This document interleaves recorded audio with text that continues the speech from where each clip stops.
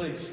Yes, my question is, the top 1% got a huge tax rate, and teachers, firemen, a lot of us here pay more percentage of our taxes, than the top 1%. And right now, we're having all these huge natural disasters. We're supporting democracy in Ukraine. Would you be willing to have the top 1% pay their fair share? Because this costs a lot of money. Well, I'd love to sit down with you and just break those numbers down for you. You might be surprised. And I pay more this year in taxes than Donald Trump, I'm sure. Well, I'll leave that between you and him. Look, I believe that, the top 10% of income earners in the country pay the vast majority of the cost of government. The top 1% actually pay a whole lot more than what you might know to fund this government. I think that in a time that we have a looming recession in this country, I don't think raising taxes on anybody is a good idea.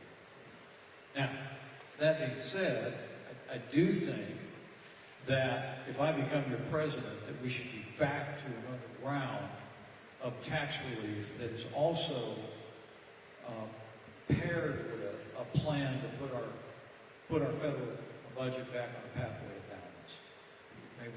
We've got to engage in conversation about fiscal responsibility and reform in Washington, D.C. I'm older than you by all appearances, so it's going to be more your problem than my problem. But the truth is, we're bequeathing to younger Americans like yourself a mountain range of debt that really threatens the future prosperity of this country. And I think the way we tackle that is we set ourselves back on a path toward a balanced federal budget. We bring about the kind of reforms and these large entitlement programs for younger Americans, not for anybody in retirement or going to retire in 25 years, but for younger Americans that will save them for the future, save us from that debt. But then also looking for ways we can lessen the tax burden on working families, and frankly, lessen the tax burden on American businesses so they can compete even more with businesses around the world. And that's the way you create the kind of growth, the 3% or shoot for 4% growth that will actually achieve a balance down the road. So that would be my goals. I would look for more tax relief, even while we marry it with balance. I have another question. When you hire more people in the IRS,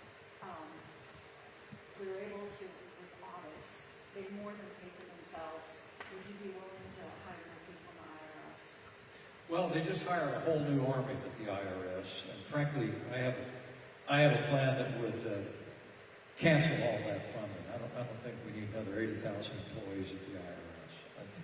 I think what we need to do is we need to find ways to get this economy growing again, and sending more IRS agents swarming around the country, I think, is not the pathway to doing that. But check out my website. You'll get lots of detail. I don't know if we'll agree on everything, but it'll answer your questions. I think we found about $1.2 trillion in budget cuts, including that recent massive expansion of the IRS personnel.